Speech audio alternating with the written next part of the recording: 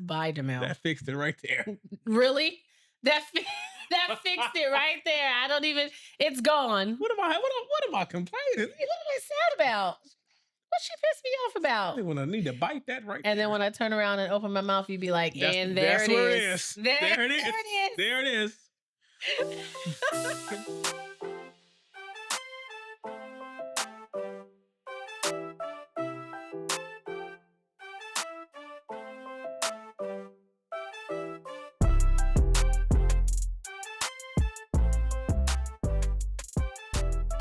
Hey, everybody, and welcome back to your weekly dose of the Life After I Do podcast. I hope everyone's having a stupendous week. Stupendous. So far. So far. Hope everyone is staying cool out there. And that sounds like a Drake song. Stupendous? Stupendous. So far. You know, niggas always in his feelings. Okay. Hey, Booski. Hi. You look good. Thanks. I got something for you later. Mm-hmm. What? Don't look at me like that. Really? What? Don't look at me like that. You got my whole house smelling like sardines. It smells fabulous. It does not. It smells like protein. It smells like satisfaction. It smells like hello, ladies. It smells like. No, it doesn't. Hey, how you doing? You're so ridiculous. How you doing? I'm fine. How are you? I'm doing great. That's great. Cutting myself up. I love that for you. Oh, how was your week? My week was my week is good so far. What was the highlight of your week? The highlight of my week was benching 209. Okay, let's talk about it. That was the highlight of my week. Okay. I was really excited because last week I hit 203. Okay. So you lost 6 pounds for a single, right? And so this week, when I went into my primary day, I was like, okay, we gotta get to that 203 again because we have to make sure we consistently stay in them twos, you know? So I loaded up 203. It's 203.4 to be exact. But I loaded up 203 and I hit it for doubles. I'm so happy. So I was really excited about that. And so if I hit it for doubles, I was like, that clearly means I could probably add a little bit more to the bar. So I loaded up 209. Did you do the ta-ta slide when you finished? No, I did my happy dance. And right foot lift up. No, I did my happy dance. And then for people who are like, how's it like 203, 209? Because, plate math, it's because it's on calibrated plates. Kilograms, yes. We on kilogram plates. But yeah, so I was really... it's the metric system. Us Americans don't learn that. Yeah, it's, having us Americans. Yeah, that's what Isaiah said at Starbucks. He was like, 203, 209. He was like, how are you getting that math? And I said, oh, it's because it's on kgs. And he was like, oh yeah, I don't know how to calculate those. I was like, Google. Right. I used Google, and then my husband sent me a cheat sheet. So that was really exciting. That was like the highlight of my week. Also, it's summer break. Okay. All right. I was waiting for you to get to my baby because you act like summer you break. just... It's summer break. My baby's out of school. She's excited to be out of school. We had a great last day of school. We had a fun family-filled day for the last day of school, and she was like, what did she say? It's the best day ever. Even though she played in my face. Anytime she gets to do things like that she wants to, it's like the best day ever. So we had lunch. We went to the arcade. We went and got new book. Oh, dinner. She had lunch. We skipped that part. We went to arcade. We got new books. We just like hung out. She was really... the Barney's Nobles. Yeah, she really had a good time. So we had a good... She told the lady at Barney, she's like, she was like, do you have like any like mystery thriller books? Because like I'm in my mystery thriller era right now. Which is crazy because she's 8. And I was like, and the lady looked at me, I said, she trying to be like her mama, but she can't read her mama book, so she's trying to find kid books similar to her mama book. And she was like, I get it. I said, yeah. So just... Because she's probably wondering, like, why is this 8-year-old asking me for thriller mystery book? I said, so that's just to direct us until... And so the lady was showing her Goosebumps. I was like, oh, Phoenix, Goosebumps was a really good series. She was like, no, what else you got? I said, well, damn, fuck me, huh? I loved Goosebumps growing up. She said, fuck. She said she ain't fucking with him. She said, did mom recommend it? Yeah, then I'm not gonna. She said that's not on my TBR. Yeah. That's gonna be a hard no, actually. She said that is not on my TV. And then ever since then, she's been in the pool. Oh, fish out of water. So she's like, so am I going swimming? Can we go swimming? Can we go swimming again? I was like, girl, you just love getting your hair washed, huh? What did I tell you? What? I said, it's crazy because I normally cats don't like water. Okay. Because she a Leo. Bye. Goodbye. Normally cats don't like water. She be in that water. That baby loves the water. She likes swimming. I'm not gonna say the water because she acts like she's gonna drown when I do her hair and I spray her hair with water or anything. That's because you be doing too much. No, or if I wash her hair in the shower. My baby. Yeah. So be light. Treat her nicely. You can do it. I can't do it. You can do it. You're more than welcome. How was your week? You know. No, I don't know. That's what I'm asking you. You know, it was a week. But we got through it. Mm-hmm. The highlight of my week was just my baby's happiness this past Friday. She was just so happy. She really was happy. And then when I told her, I said, babe, I'm taking you to the mall. The mall? Oh. And what she said, she was like, yeah, because I just want to get like a few things. And I was like, what do you want to get? Like maybe we can like find some toys or something. Get some makeup. Or some makeup because I do need some blush. I was like, girl, you gonna keep trying it. You are not getting any new makeup. The way she beelined for Claire's, like. No, it's the way she grabbed the cart, bag. the little bag, and then she was like, she goes, Mom, I'm just gonna get a few things. She walked in, Claire's like, she's about to drop a bag. I said, you was not finna have Claire's get me for $32 damn for some play makeup. She said Claire's. that. She said no. She said that I can get 2 and 2 or 3 and 3. I said, we can look. Because what she was doing was, like I was telling her, I said, babe, okay. She was like, can I get stuff? I said, yes, you can get stuff. I said, but Phoenix, do not just be looking around just for the hell of it to just grab stuff because you know you can get something. And I know when she's doing that because when she's looking around, nothing's really catching her eye. And then she goes to like the most off the wall thing and she's like, oh, this is cute. She just wants to get something, but I know she's going to ignore it the minute that she gets it. Ooh, so that's why I'm just like, you got sleepy? Yeah, I've been up since 3. No. So I'd be like, girl, get something that you really like. And that's why I was telling her, we have so many other stores to go to. Maybe you'll see something at other stores. And I said, and if you don't, I said, I promise you, if you don't find anything else, we will double back here and we will get you exactly what you're looking at now. Mm-hmm. And she was like, okay. And then sure enough, we went to other stores and she found things that she actually liked. But the thing is, what be killing me is every time we tell her you can only get one thing, oh, it's life or death. She gotta really want it. She be like, yeah, because you know what she's been asking for Neatos, right? Mm-hmm. We walked into that toy store. They were right there at the register. Neatos, a whole box full of Neatos. I was like, oh, they have the Neatos. You want to get one? She looks at it. She picks it up. She goes, I'll wait till my birthday. Oh. I said, but every day after practice, you'd be like, did you find me a Neato? Right. Did you find me a Neato? I said, but now all of a sudden you'll just wait till your birthday? That's crazy work. Crazy work. That's crazy. But yeah, how else was your week? Well, it was good, Nothing to report? Nothing to report, Okay, can we talk about really quick? Did you see the video of the girl who went bungee jumping? And she wasn't attached to nothing? She wasn't attached. Lord Jesus. Oh, my Lord. I didn't watch the video. Oh. I didn't watch the video. I read it, and I was like, this is crazy. Well, the crazy part was, that once they realized what happened, they all tried to run. Oh, did they? I didn't see that part. They caught 2 in the forest. Really?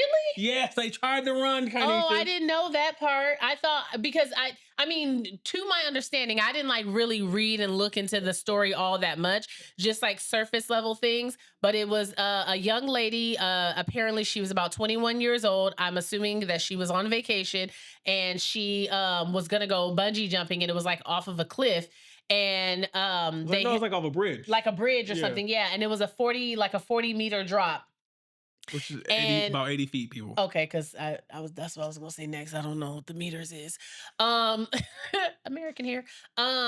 So they got her all set up, but apparently the cord, like the one that the bungee wasn't connected to her. So they're holding her up in the air because I guess this is like how they do it, to create the thrill of it. And there's somebody recording. And they have her up in the air. One person's holding her at the top. One person's holding her at the bottom. She's got her selfie stick in her hand, because this is going to be a memorable moment.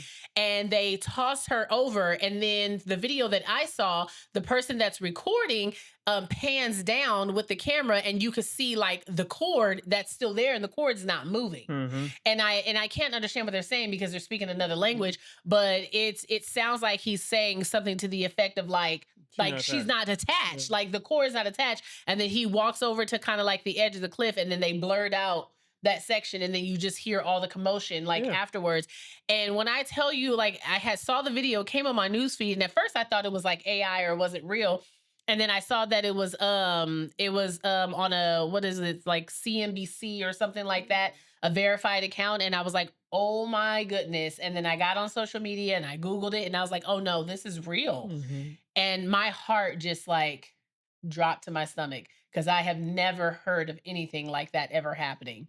And I was like, I just felt... You've never heard. I'm pretty sure I'm sure. happened. Yeah, I'm sure it's and happened. And this is why I tell you all the time, you can jump off the plane.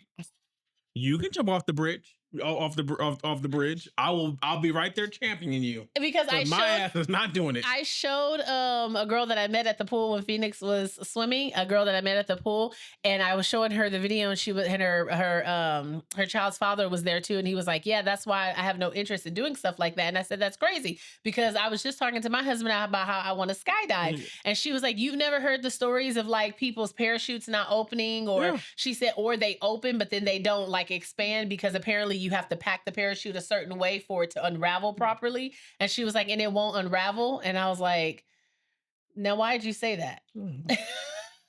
So, but rest in peace to that young lady. And my heart goes out to her family. Prayers for her family. She was young. 21. 21. Trying to have a good time on vacation. It was just...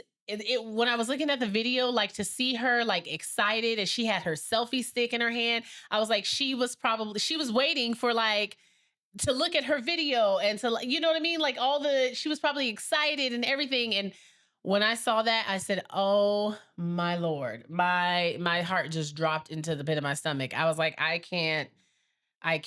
Yeah. So prayers go out to her family. But yeah, so today we're going to just kind of hop right on into things. So I was texting back and forth with my brother-in-law. Shouts out to Charles Bryant and the Bryant family. Well, not my brother's whole government. What? Okay. Shouts out to CJ. Too late now. Too late. Shouts out to CJ, my bill. But we were texting and stuff this morning, and he had asked us an interesting question, and he was like, what matters more? What kills marriages more? Is it the lack of love or the lack of likes? Now, initially, when he sent that, I thought he was like making a funny, like likes, like social media likes. That's what I thought he was trying to say. And I was like, haha, laughing. And he was like, why are you laughing? It's a serious question. And I was like, oh, okay. And then he sent me the video, and I was like, oh, okay. That's like a really interesting perspective. So you're talking to the men online? Online? What do you mean? I wasn't talking to another man online. He sent you the videos. That means y'all on social media. Okay, Maurice. Goodbye, Demille. I'm not doing this with you today. I'm really not. I'm not going to do this with you today. Not gonna do it. But essentially, like, I'm gonna play the clip for you, but it was I believe he's a pastor, I'm not sure, but it's a clip that was on social media, and it was making references into what destroys marriages more. And it's not the lack of love, it's the lack of likes. So I thought that would be really interesting for us to kind of like see where your head is with that today. Okay. I'm gonna tell you where my head's at. You may not like it. Okay. You listen, honesty is the best policy. Is it? I'm a firm believer. All right. Well, believe it. You better believe it. You better believe it. Okay. I'm going to play the clip for you guys. All right, play the clip. There are 5 needs between a man and a woman. 10, actually.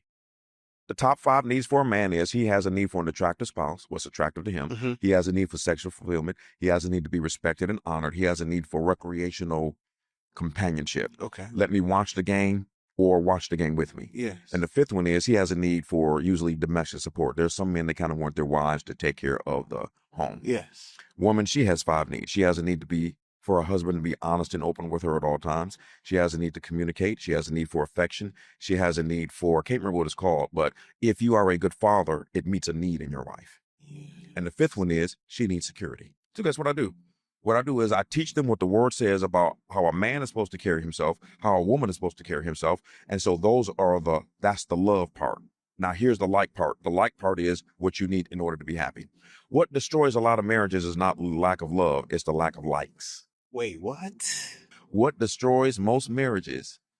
You know that there are couples that they don't like each other, but they stay together and they still love each other, but they can't stand each other. Yep. What destroys most marriages is you won't stop doing what I don't like. For example, I love my wife, but I don't like the way she dresses. I love my wife, but she will not work out and get in shape for me. I love my wife, but I can't stand the raggedy way in which she talks to me. So a lot of times it's the likes that are destroying the marriage, but you stay there because you actually love the individual. What destroys marriages is not the lack of love, but the lack of likes. Okay. I think that clip comes from Lionheart Church. That's the one that my brother-in-law sent me. So I thought that was really interesting. I know that we've touched on, liking, how important it is to like your partner. Just like how it's important to love your partner, but the difference in liking your partner, being in like with your partner. Like there's a difference between being in love and loving your partner. There's a difference between being in like with your partner. What are your thoughts? I agree. Okay, that's it. That's it. You want me to pull teeth today? Did you want me to give you a dissertation? No, I agree with you, but also you care to elaborate. I agree. What do you agree with? I mean, you can love someone and not like him at all. Okay, so do you agree? You do a lot of shit I don't like. Okay, that goes both ways. But I love the shit out. See, we're not talking about me. Okay, but you just said that you agree. I do. Okay, so but what do you think you're agreeing to? You agree that marriages are destroyed on the lack of like? Yes. Instead of the lack of love? Because love can only carry you so far. Okay. And I can love you from afar. I can still love you, not be with you. Mm-hmm. But when I like you, I want to be around you. Mm-hmm. I want to be under you. I want to be in your skin. Right. I'm trying to be in it. I'm talking about in it. So like they say, love can survive hard times. Love can what? Love can survive hard times. Uh-huh. Likes make you enjoy the good times. Is that true? I'm asking you. I think that's true. Okay. I think that's very, very, very true. Mm-hmm. Because we've gone through hard times where we didn't like each other. Right. But we loved each other. Right. And I stood beside you. You stood beside me. You walked up that mountain. Mm-hmm. Okay. Bye, Maurice. Goodbye. Okay. Wait, I'm not done. Oh gosh. You walked up that mountain and I went down to that valley to work on my marriage. Okay. Bye, Maurice. And my relationship. Goodbye. I mean, you told the whole people last week how you told you was happy you didn't marry me, and I was in tears. And that hurt. You had dust in your eyes. No, the second time I was crying. The first time was dust in my eye. Okay, so kind of use that. Okay, like if we kind of go back to that, I don't necessarily like to use that as an example, only because yes, in the sense that those were my real feelings at the moment, but at the same time, we were young, right?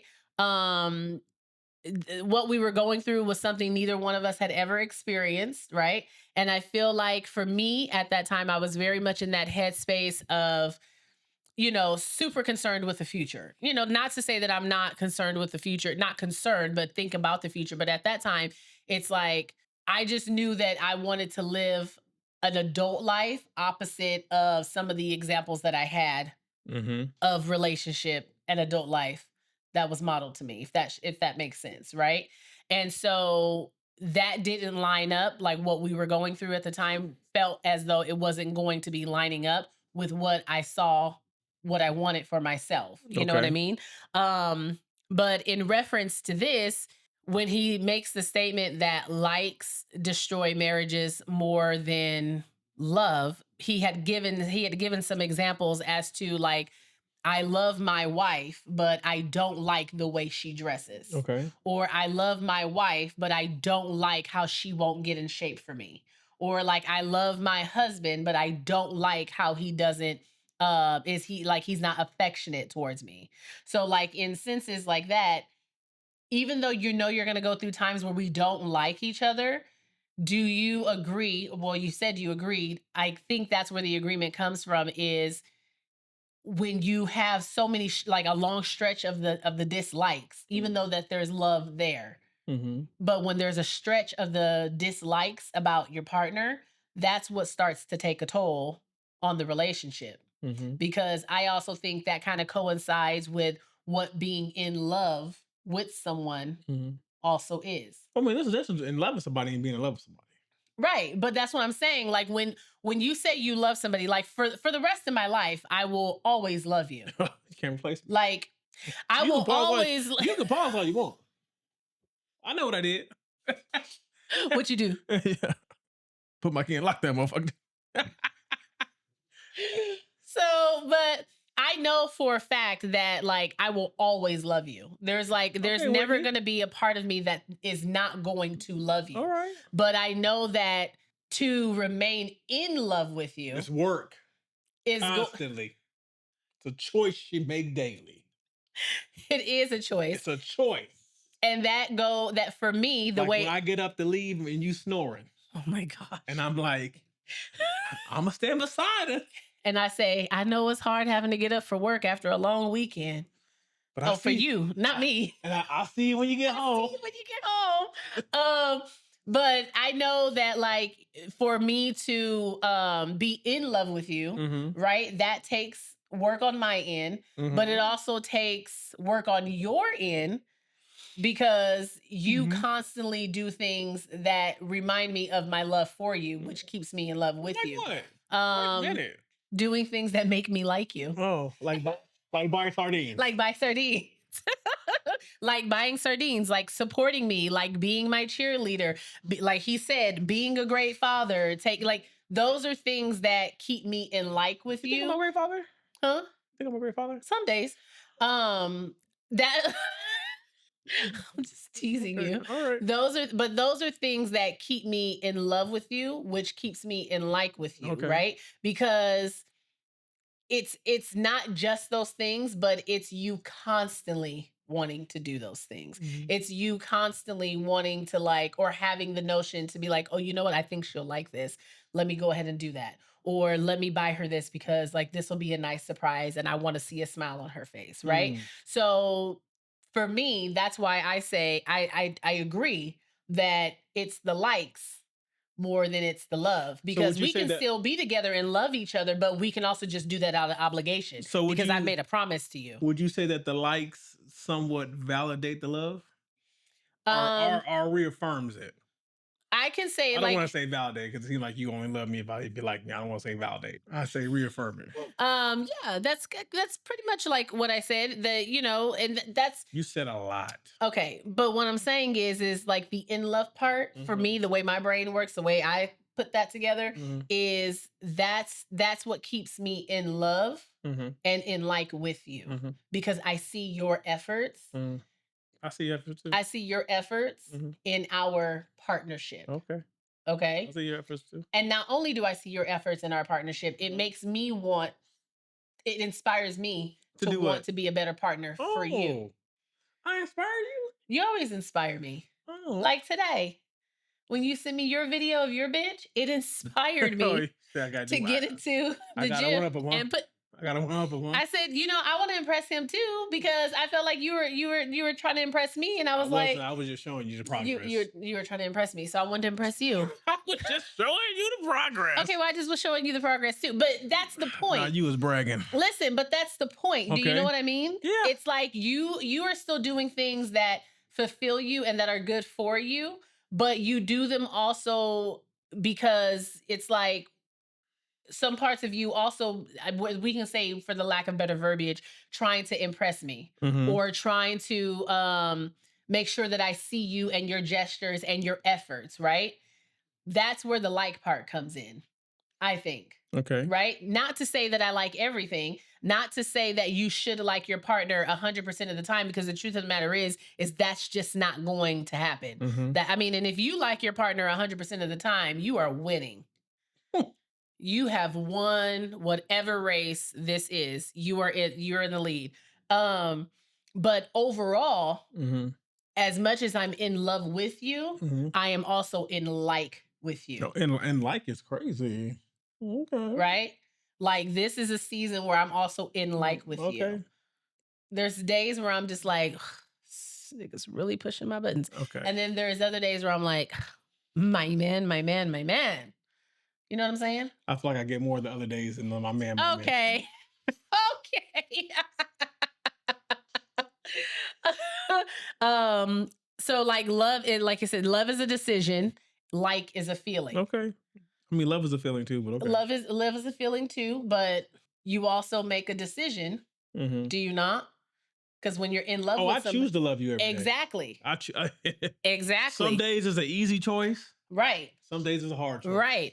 But I pick it. I stand beside you. But my actions sometimes in this partnership creates a feeling for you, whether you like me at that time or whether you don't like me at that time. But, like, you can look at me and be like, I love my wife, but damn, I don't like when she don't do this. Yeah, but you know, but you got my kryptonite.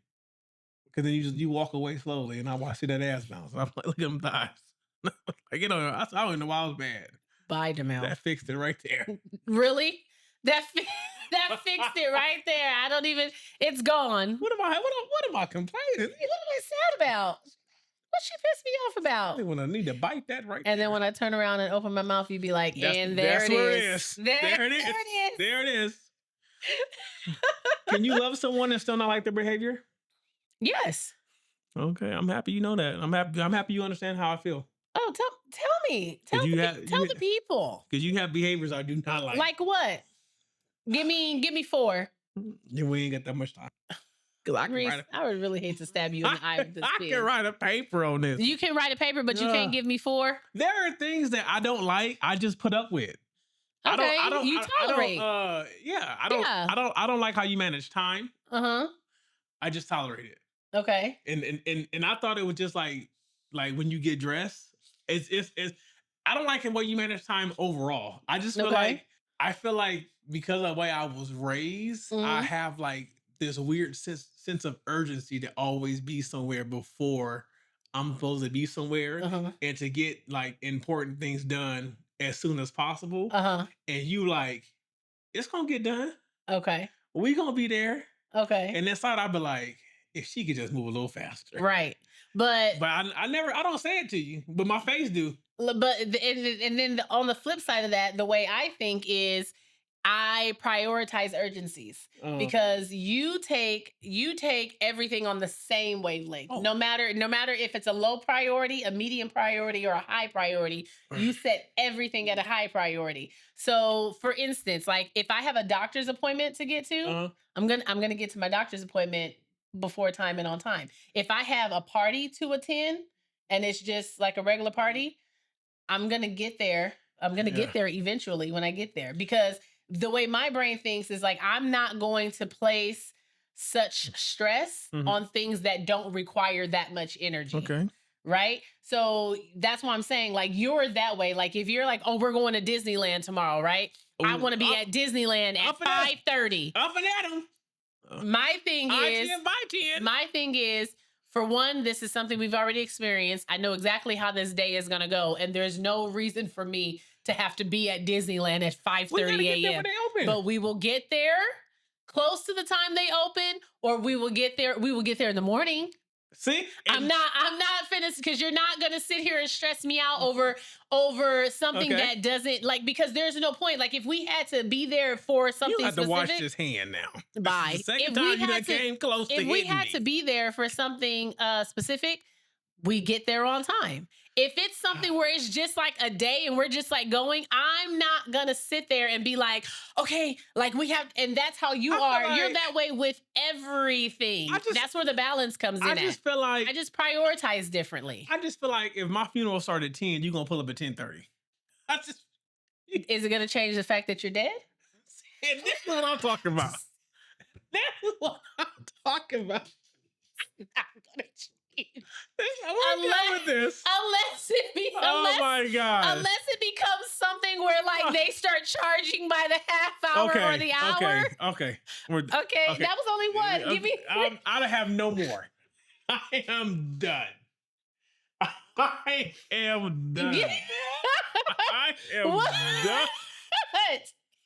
I don't too much care for. I feel like dinner always has to be something spectacular. We just had this. We just had this conversation. You can get lipstick on your teeth. Oh, like. I always feel like crazy. I always feel like for you, dinner has to be something spectacular. And I'm. What do you mean? Like it gotta be Instagram worthy. You gotta have all these extra ingredients.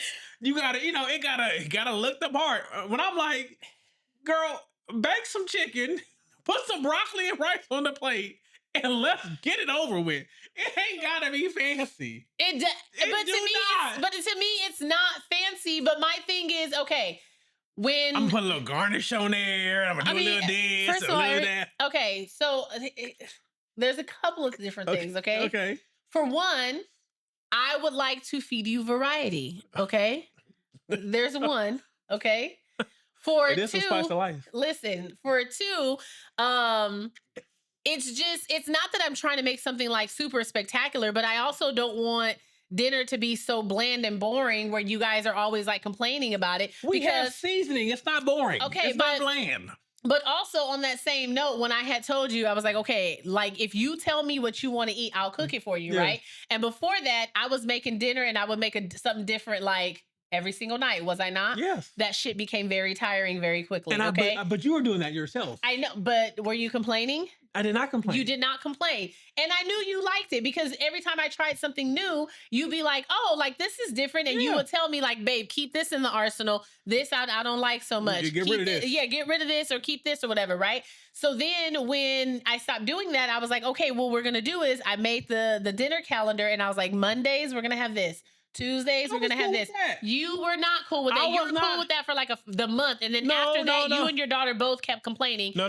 She started saying, can you go back to when you used to make something different every single night? Listen to me. I was cool with everything but the spaghetti.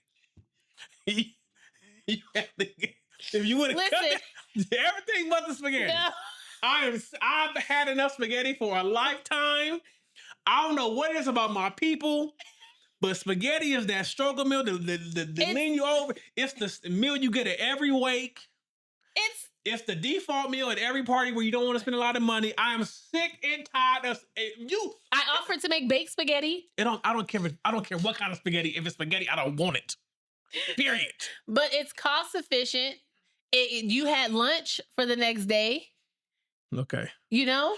Okay. I also don't like the way you don't tell me about gauges in your car till it's too late. What you mean? As soon as something comes up, I take a screenshot and send it to you. No, you do not. Yes, I do. I quite literally do. As soon as a light or something comes on, because I know I'm not gonna fix it. Because I take a screenshot and I be like, "Hey, boo, like, your car coughing." So I put gas most of the time in my wife's car. Oh, well, that's different. But she don't tell me when she need gas. I have to discover it. And in her mind, I should just check every day to see what her gas is at. Like I got nothing else to do. And in my defense, it's funny that you say that. And I know we've had this discussion before. I've never had, I'm not going to say I never had to pay attention to the gas gauge.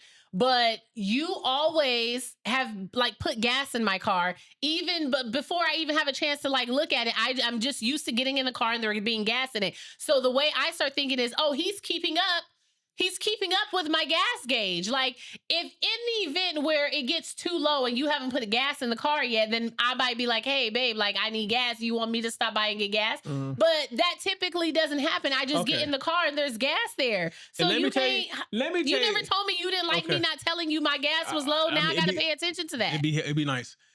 This is my biggest one.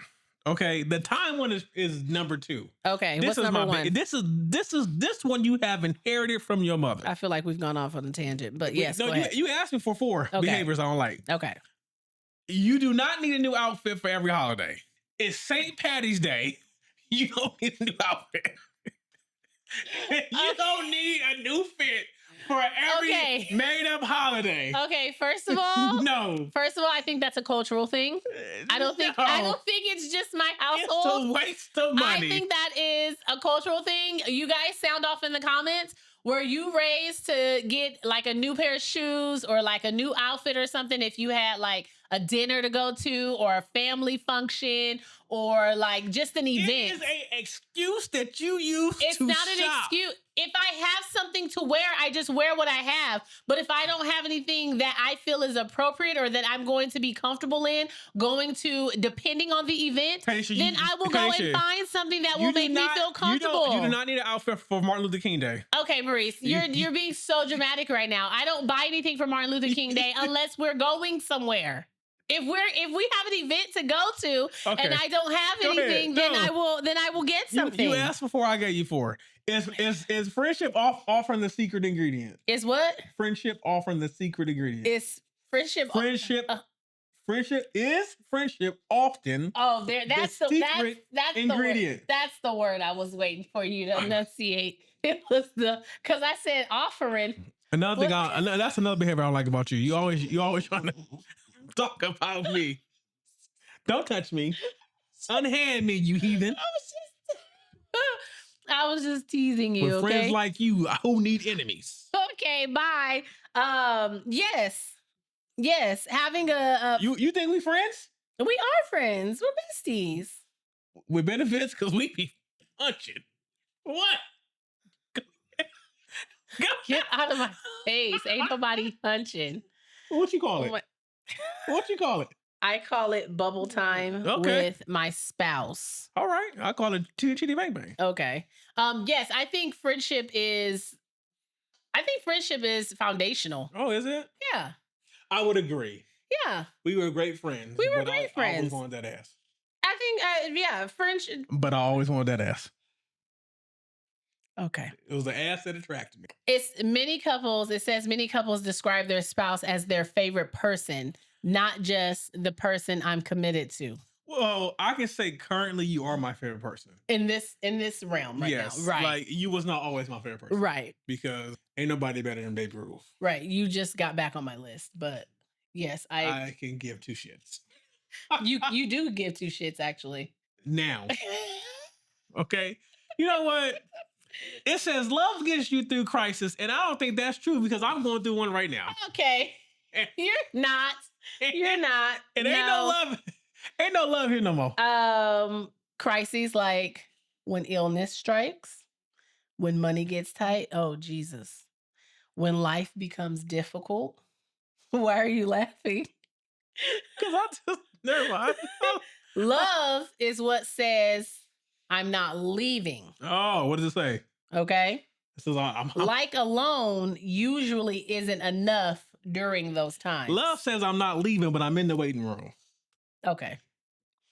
Says I'm not leaving, but I do have one toe outside the door. I'm in the waiting room. If you don't get this shit together soon, I'm going to put one foot down completely outside. And then like she said, love is a dangerous game to play. Okay. Here you go with the music references. You know what I'm saying? Yeah.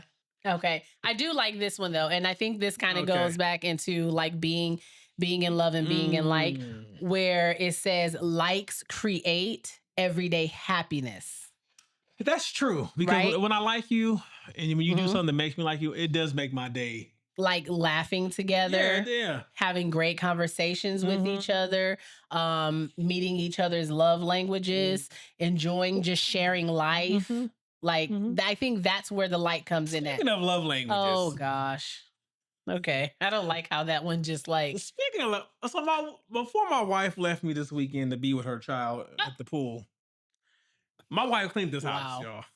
I mean, she even got out her stainless steel cleaner. I said, look here. Bye. I was in the refrigerator like this. Okay. Looking at yourself? Okay. Oh, my line a little off. You do it a lot. So I said, oh, man, I got back from the gym. I said, man, she really cleaned this house. I said, I got to make sure that this kitchen is the exact same when I come back. Way. Because that's exactly why I made sure everything was cleaned up, put away, scrubbed down before I left. Because if anything was out of place, so y'all it's on you. So y'all should have saw me. It was about 5:30. I was hungry. And I was like, man, I really want to cook this steak, but I don't want to clean. I don't want to clean. See? That's the type of shit he do. I'm really hungry, and you know what he will do? Like I've said before, if I'm gone all day and he's home, he'll snack to death until I walk into this door, and then he'll be like, "What's for dinner? I'm hungry. What you cooking?" I've been going all day. You could have, at any point in the day, gone to that kitchen and cooked yourself something to eat. But because he don't want to clean up, he will sit here and starve and snack himself to death until I get home because he knows I'm going to clean up after I cook. Or, hear me out. I don't want to make a mess. So you just clean it. So I let you make the mess. And then you let it be my problem. Gotta think. And that's exactly why I don't look at my gauge in my car. That's it. You see how you do with food and cleaning? And that's exactly why I don't pay attention to shit in that car. I was legit in the kitchen like, damn, I really want that steak. But it ain't worth it. Then I said, I could just go to Jersey Mike. Wow. I could just eat out. I could just order it right now, be ready by the time I get there. And guess what? You be saving money because you only got to worry about you. You see, that's what I be trying to told you. But then I put it in the app and it said $24. I said, I'm going to go ahead and warm up these leftovers. Because I am not going to give Jersey Mike $25 for a sandwich. For a regular size sandwich. It's crazy, isn't it? That's what I said the last time I went. I mean, I still paid. But I said the same thing. I said, y'all is getting wild with these prices. It says the best marriages don't choose between them. The healthiest marriages actively cultivate both. So you should want your spouse to be your lover, your friend, and your teammate. Oh, I can't say that. Okay. DeMille. I can't say it, but I thought okay. Not just one of the three. Yeah, all three. But see, you know. In the words of my cousin, we don't want no fair weather friend because I'm going to be here to the end. I can't. Shout out to Johnny. Johnny Gill. That's my cousin. That's not your cousin. Okay. It's not your cousin.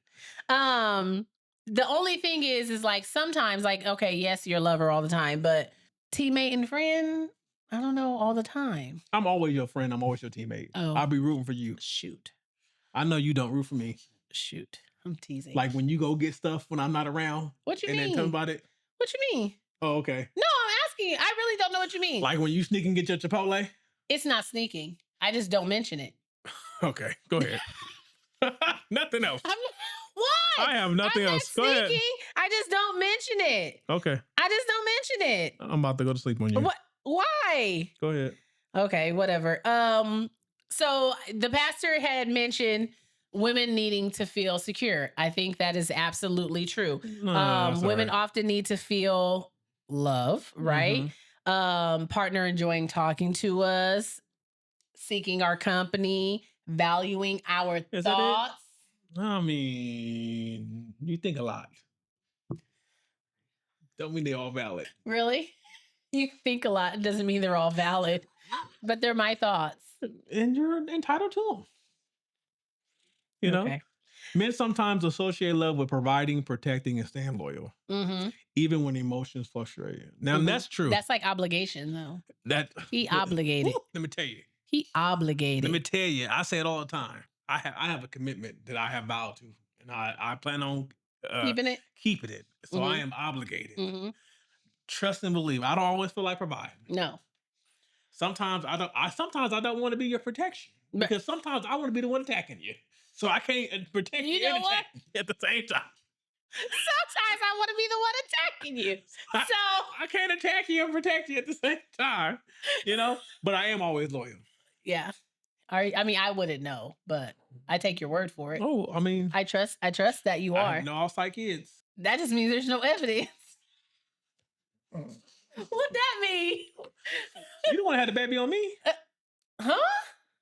You had a baby on me. I had a baby on you? Yes. I have a baby with you. I was not coherent when that baby was made. Bye, Maurice. Bye. Emotional connections fuel likability for women.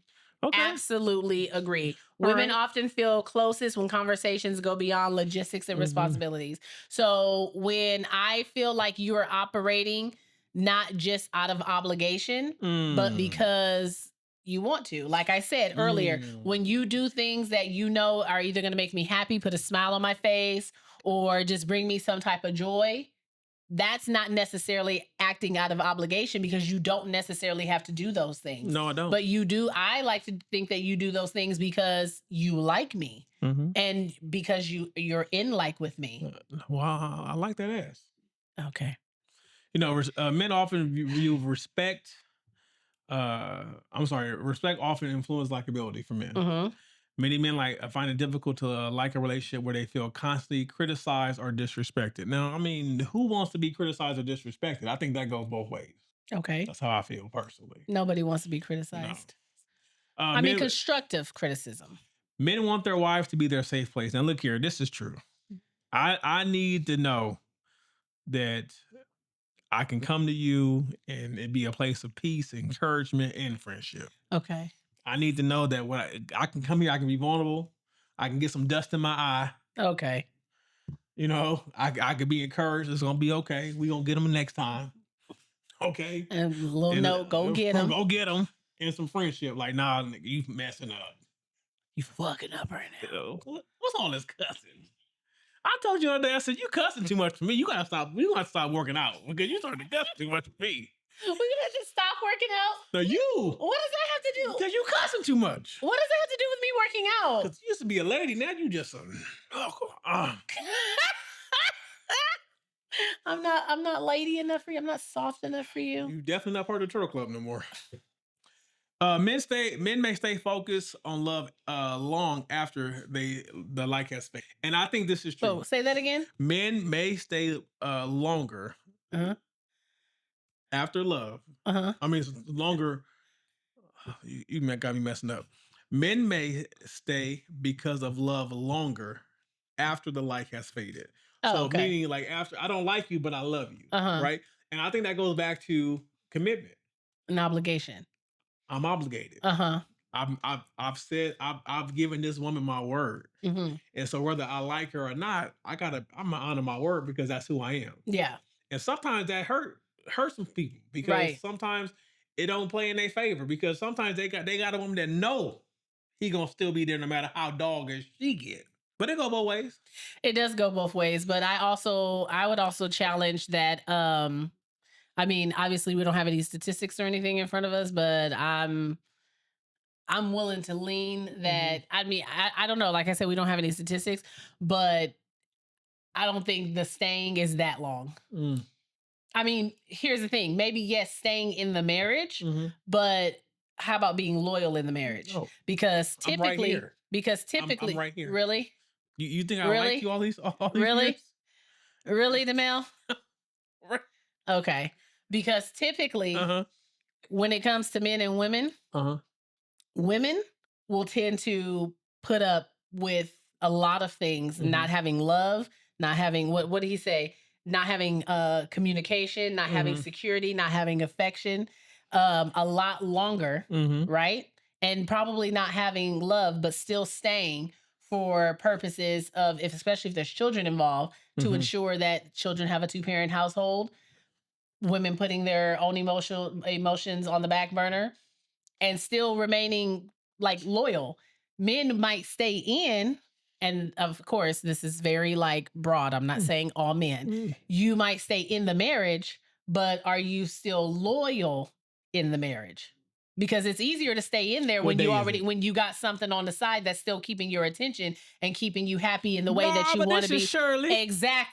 Exactly. So yes, you can sit there and be like, oh yeah, but I haven't liked her in so long, but I still paid the bills and I still took care of the kids and I still did my job. Yeah, you did all of that because you were obligated, and okay, you can say that's commendable, but you still didn't stick to the obligation of the union you created with that person, even though you didn't like them. Okay, that's what I'm saying. Okay, so I feel like that's completely different. Okay, do you agree? Yes or no?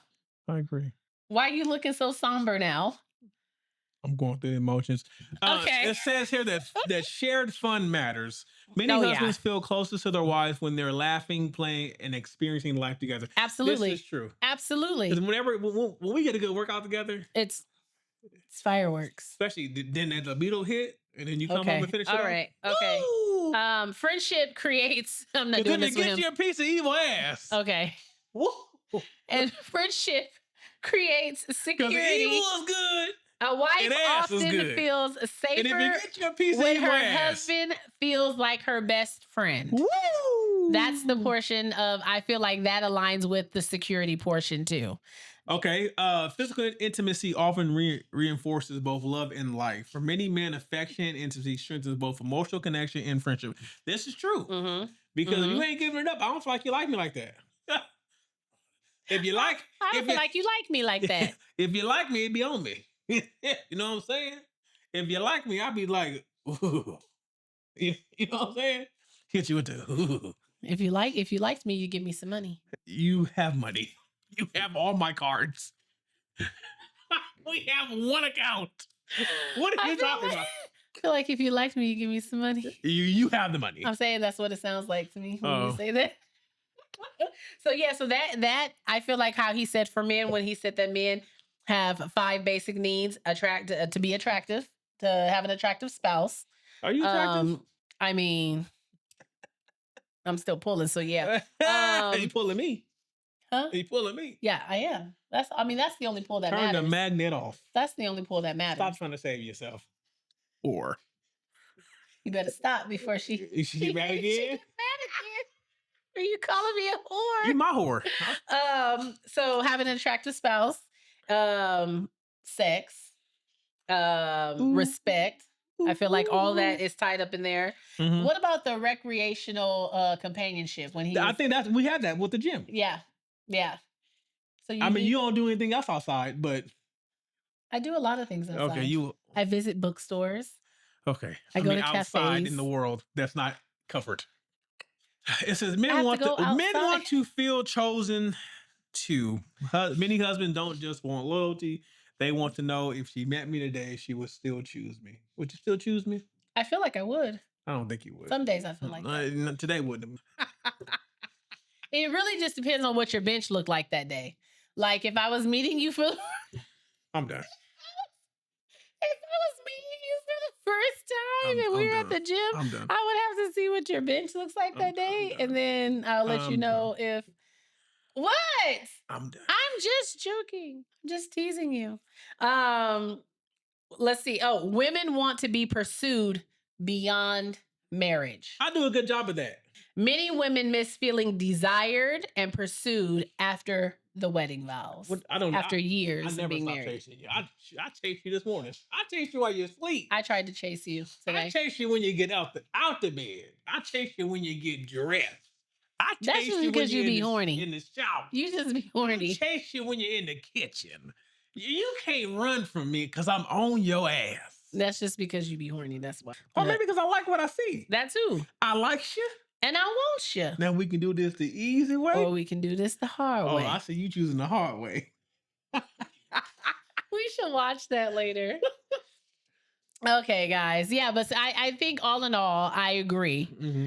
It's the likes. And I say the likes because the likes is the everyday feelings. Okay. But you're not going to like your spouse always, right? Love is involved, but sometimes, like how we talked about earlier, I think the obligation can get in the way of that, you know? And when you start feeling more just of obligation instead of looking at your spouse and your partner and being like, but I actually like you. Like, I love the time we get to spend together when we're alone. I like who you are as an individual. I like, when I get you alone, I could see the woman or the girl that I fell in love with. I could see how you light up when you're doing something that inspires you. That's where I feel like the likes come in at, right? But if you're constantly, you can get that too with love, but if you're constantly like not in like with your partner but you know you love your partner and you know that you don't want to see them hurt and you know I'm going to take care of you because I made a promise to take care of you, that doesn't necessarily mean you're constantly having the feels of the excitement of like taking care of them. You know what I'm saying? Like you're not upstairs paying bills all the time and being like, yes, I get to pay all these bills. Like, and I'm so excited because I never did that. Exactly. Exactly. I'll be exactly the opposite. If she spend one more motherfucking dollar. Exactly, you know, but it's like, but on the same token, you could say like, yeah, I'm doing all this because I love her and I'm obligated to do these things, but I also like how she's mindful and she does try to maintain a budget. Okay. Right? All right. So it kind of goes hand in hand, but yeah. So I thought that was really good. That was really all right. interesting. Well, let's hop into. Shouts out to my Bill for sending me that idea. Let's hop that into discussion. If We Knew Then. Okay. And this week's question of If We Knew Then. Okay. If we knew then what marriage would really require, would we have done anything differently? Yes. Oh, damn. I wouldn't have done it. No, I'm joking. Wow. Keep opening that womb, huh? I'm joking. Oh my gosh. I'm joking. Okay. So if we knew what, say it again. What marriage would really require, would we have done anything differently? Have done anything differently?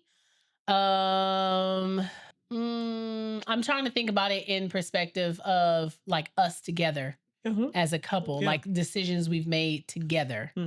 I honestly want to say no. Like, obviously there's reasons. That is the wrong answer. Hold on. I would say that there are things that you could say like, yeah, I would do this differently. I would do that differently. But the reason why I will say no, I wouldn't do anything differently is simply because of where we are now. Okay. And having gone through certain things, those experiences, having to figure things out, having to work things out, having to work through things is what has gotten us here at this stage in our partnership today. Okay. Right? So I wouldn't want to change what we had to go through to get to where we are because there's no saying that it would have made things better or worse.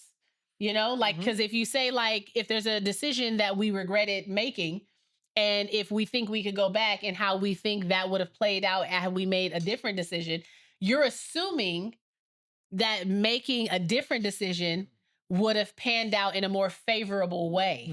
Okay. You're taking on the assumption that making a different decision would have panned out in a more favorable way, but you don't know how that would have affected other things to come, right? But you do know that the decision that you made, even though at the time it felt like the best decision, and then once things played out, you're like, damn, I wish I could have gone back and did that. What you learned from making that decision, the time that we spent together, the times that we had to sit down and figure shit out, the times that we had to go through navigating is what brought us to where we are now. Okay. Which allows us to have hard conversations, which allows us to be able to sit in times where we're not in like with each other, but still have an understanding that no matter how we're feeling about our marriage right now, I know for sure you're not going anywhere. You know for sure that I'm not going anywhere. And we know that for sure that this is only a short period of time and that eventually we will get through it. Okay. Right? So I wouldn't change.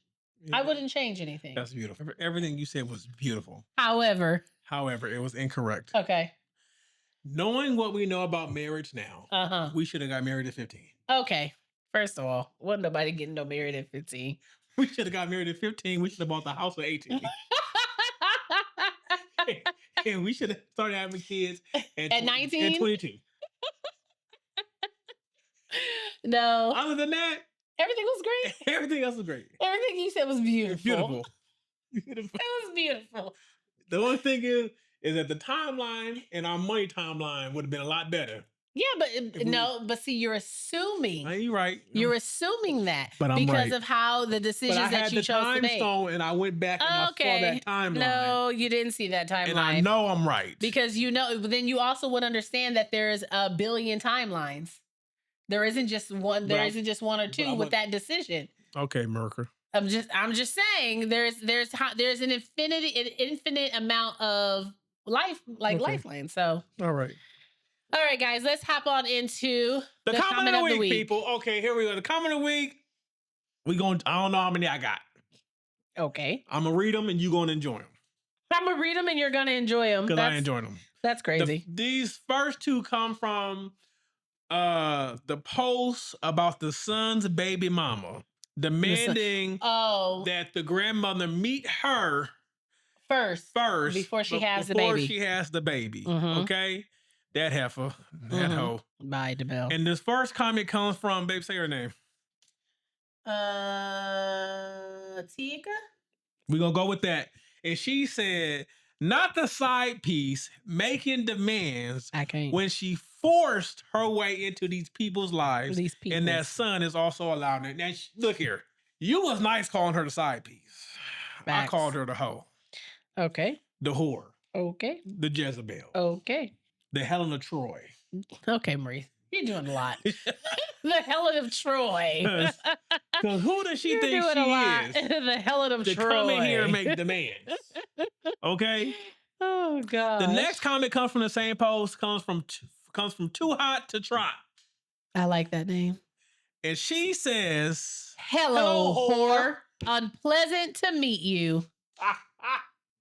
That was hilarious. Hey, no, that's the best way. That was hilarious. Hello, whore. That's the best way. That was hilarious. That's the best way to introduce yourself. Yeah. Hello, whore. This next comment comes from same post comes from In the Monty. And this person says, Grandma shouldn't be meeting her son either. Cut all ties. Cut ties with both of the whores. Because he's out here wilding. Because he hoeing, she hoeing, and they both in the wrong. They out here wilding. Two hoes. Yeah. Don't make it right. Two hoes don't make it right. Bye. Right.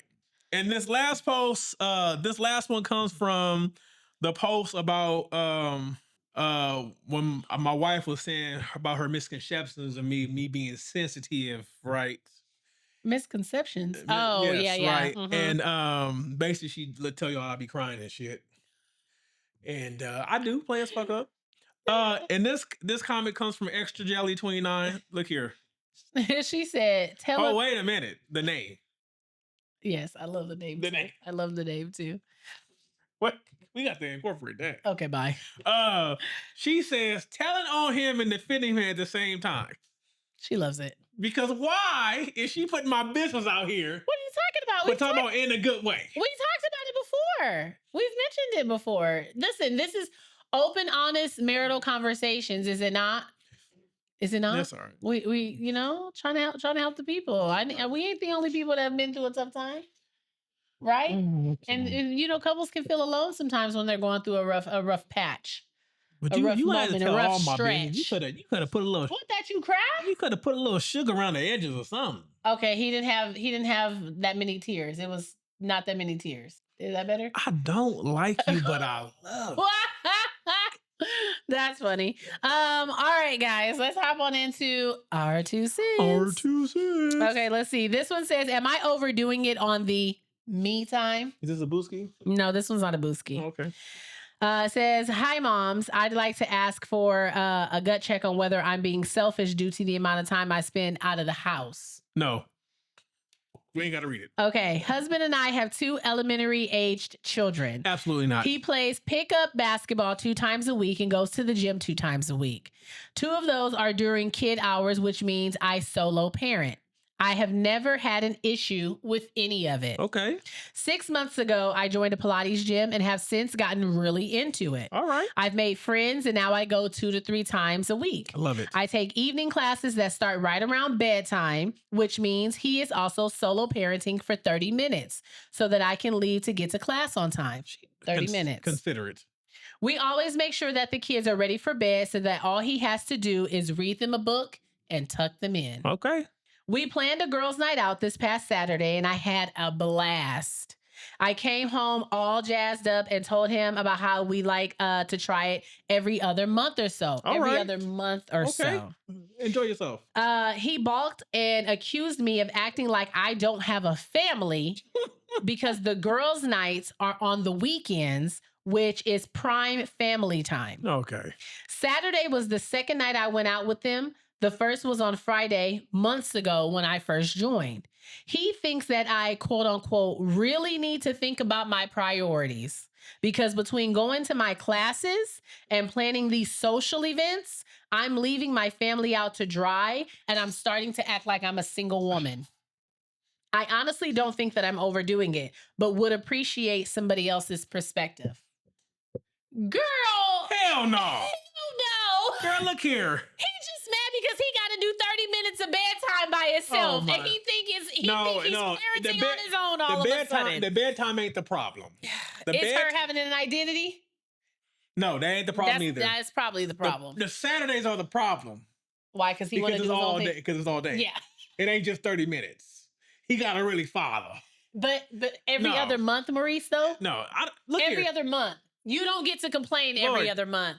You don't. You just don't. I'm with you. You don't. I'm with you. I'm going to be petty. I would increase the Pilates classes. To 4 times a week? To 4 times a week. And I would be with my girls every other week. Instead of every other month. Because that's crazy that you're going to complain every other month. I'm going to spend the morning on, I'm going to go to brunch on Sunday. Then I'll meet you at evening church. Okay. Evening church is crazy. I'm going to meet you for Bible study. For my family time. Yeah, for my family. But I think that's crazy. Okay, so he can do his activities that fill him up, right? And, as long as you're at home, just catering to the house, catering to the children, making sure he has what he needs, everything is cool. You take a Pilates class 2 to 3 times a week. And he probably was already thinking like, okay, you already finna start getting on my nerves with that. And then now you're like, okay, because now, which is a natural progression, is it not?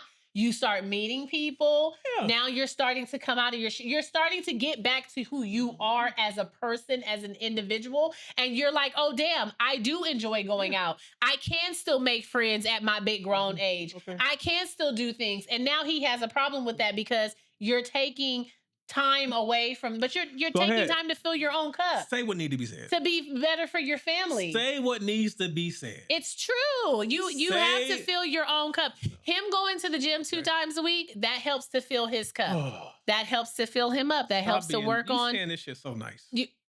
What are you talking about? Girl, fuck him. That's her husband. And?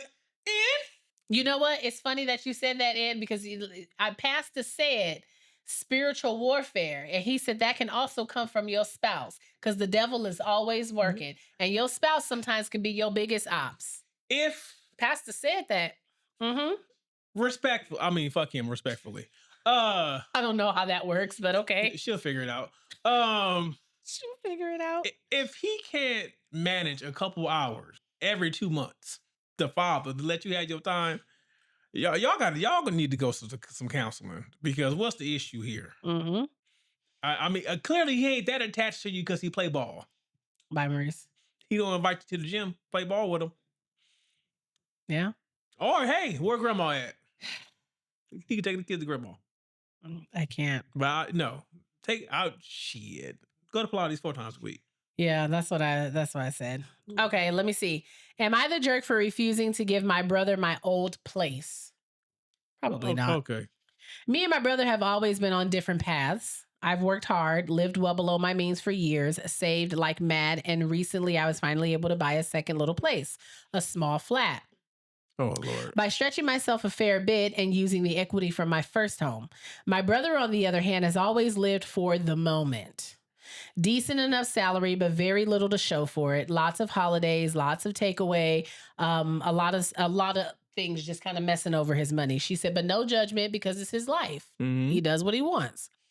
The plan with the new place is to rent it out modestly to help cover the mortgage and slowly build a little something for my future since I don't have the safety net that some people have. Okay. My old place, which I still own, is being kept as my main home for now. So she basically bought it as income property. Okay. She's building for the future. The trouble started when my brother got wind of all this. He recently split with a partner and is back living with our parents while he sorts himself out, which he isn't thrilled about. He came to me a couple of weeks ago and basically asked me to let him move in to the new place. Okay. Or at least one of the flats. Ideally, my old one. But he wants it rent-free. Not at all. While he gets back on his feet. Not for a few weeks, just, until he can get back on his feet.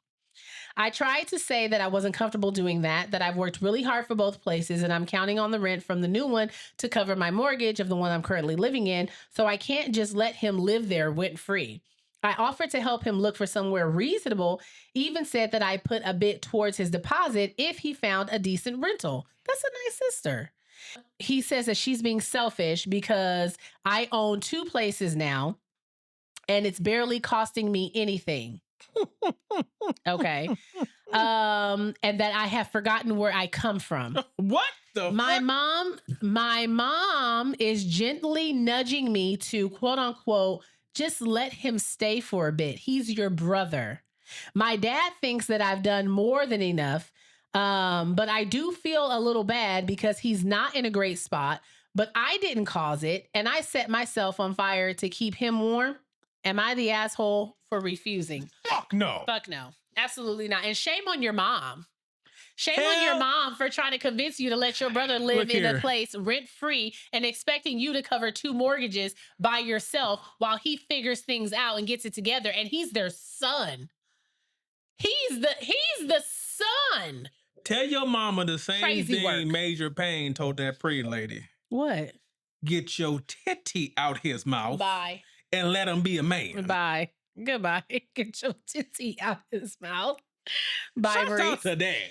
Yeah, Dad was like, we literally had this conversation. I had with a group of friends the other day. It's just with boys, you just have to be different because the standards are different. Yeah, the expectations are different. No one but your mama is coming to save you. And that's what she was trying to do. She was like, "It's your brother, And girl. Relax." Nobody but your mama. Because your daddy gonna look you dead in your face and say, figure that shit out. But you know what I would tell my mom? I'd be like, okay, he can come stay. You gonna pay the rent? You're gonna cover the mortgage for the place. You're gonna cover the mortgage plus an additional $200 because I need to make a profit. I'll be messy. I'll be like, you know what? Dad can stay because he can pay the rent. Bye. And move brother in with you. Bye. And let him pay your rent. Bye. And then we ain't got to worry about how I'm gonna be, because what you're not gonna do is count my pockets because you think I'm doing better than what you is. Yeah, but like she said, I worked overtime. I lived below my means. I stretched myself thin to be able to do this. It's not like she's rolling in dough. She's made life sacrifices to be able to do this. Meanwhile, he's dealing with life as it comes, and that's okay because it's his life. But then when you run into roadblocks like this, you can't expect for her to just like she said, set herself on fire to keep you warm. I like that, by the way. I'm not going to set myself on fire to keep you warm. Now, I'm going to help you. I need to use that in this house. Okay, bye. I'm going to help you. And like she even said, I will help you with the deposit. I'm willing to give you money. And then I really ain't got it like that. But I'm willing to help you in that way because you are my brother. But if I let you move into one of these houses, I am never going to see a dime. And I know I'm not going to see a dime. Even when you got it figured out. I'm not going to see a dime. I'm not going to see a dime, and then you're going to use squatter's rights not to leave. And then look, now we can't even come together in Thanksgiving.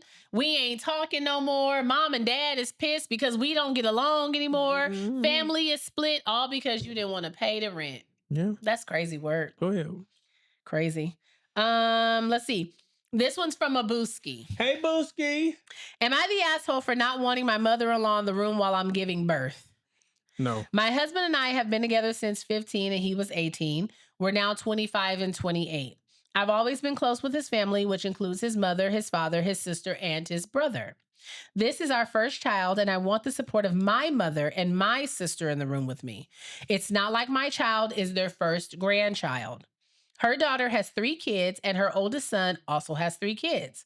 She saw all of her daughter's kids being born, so it's not like she's missing anything.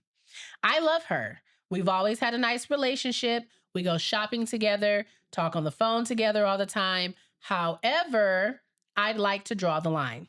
My husband said when the labor pains hit, I probably won't care who's in the room or not. And I should give her a chance just to be supportive. But I feel like she can cheer me on from the waiting room, or she can just wait for us to call her to give her updates. Either way, I should be able to have who I want as a part of my support team. You're right. And I just don't want to see her. I just don't want her to see me that vulnerable. And this is my husband's fault because when I was talking about creating me a support team to be in the room with me, he piped up saying, "Oh yeah, mom, you need to be there too." I feel he should have let me steer that ship. Now she's all excited and I have to stop her. I had to tell her no. I've already got all this taken care of and I had taken care of him. He should have asked me before mentioning it. Then I had to apologize to her. Am I the asshole for not wanting her in my room? No. It's your room. We've had a similar Look thing here. like this, and no, you're not For an a second, asshole. I said, "Is that my sister-in-law?" Is that who? My sister-in-law. Bye. No, you're not. My You're mama not was an in her asshole. feelings. You're not an asshole. The thing about it is, no, hold on. The thing about it is when it comes to giving birth, and especially like with your first child, it's your first experience, right? And you have an idea of how you want that experience to go. You have an idea of the people that you want around. It's his first child too, and I can completely understand, like, that's his mom and he probably wants to experience that with his mom next to him too. You know what I'm saying? So I'm not saying like you completely can just disregard his feelings on it, but if that's not a sticking point for him and he supports you in not wanting to have his mother there, then I don't see why, like, I don't think you're being an asshole. Yes, she has been able to witness her other son and her other daughter's births, but this is her other son's first child. And I'm sure she wants to be present for that too. But at the end of the day, you're the one who has to be in that room and you have to focus on whatever it is you got to focus on to bring this baby into the world as safely as possible. So if you feel like that's going to be a really big sticking point to have her in the room, it's just the way you communicate that to her. That's what I think. It's just the way you communicate it to her, and it is what it is. Is if you're not comfortable with her being there, you just have to have that conversation with her and say, "I love you, I really do, and I know you're going to be the best grandparent that you possibly can. But I really, genuinely, just would like for my sister and my mom to be there." And if your husband puts up a protest, then that's something y'all really gonna have to dive deep in. But it doesn't sound like this is like a hill he's willing to die on. You know, it just sounds like, "Oh yeah, mom, you could be there too." But if she's not there, then okay. I know I didn't care. Right. You said as long as I'm there. Well, apparently it didn't matter because when they asked me who I was just him. Oh, they asked my wife, "Who gonna be in the room?" My mom, my mother-in-law, and him. That's him crazy. Right there. That's crazy because everything was in my name. Okay. By the place. The place. The place is by the wow. We're gonna end right here. If you're not already, please. Well, first of all, let me say we appreciate all the new following. Look here. Again, yes, we do. You guys are amazing. All the new booskies on YouTube and Facebook. Yes, we love y'all. We appreciate y'all. We do. Thank you for the support. Count your motherfucking days. Bye. Y'all ain't been the same since the Chinese left. Okay. Goodbye. But we still love our TikTok fam as well. Oh, we love it. Damn. Yeah, we just love TikTok. Okay. We do love TikTok. Well, we don't love them. We like them. But yeah, so thank you to all the new booskies that have joined the family. If you're not doing so already, you probably know the spiel by now. But if you don't, if you're not doing so already, you can also follow us on all of our social media platforms at Life After I Do Podcast. You can write into the podcast at lifeafteridopodcast@gmail.com. You can also follow us on Patreon at Life After I Do Podcast for exclusive content and other little knick-knack surprises and stuff that will be making their way down the pipeline. You get a new episode every single Wednesday. And thank you for kicking it with us. And we can't wait to catch up next week. Peace, booskies. Peace. Oh, wait. Tell a friend. To tell a friend. To tell grandma. Because if you tell grandma. Because if granny know. Everybody will. Everybody. Peace, booskies.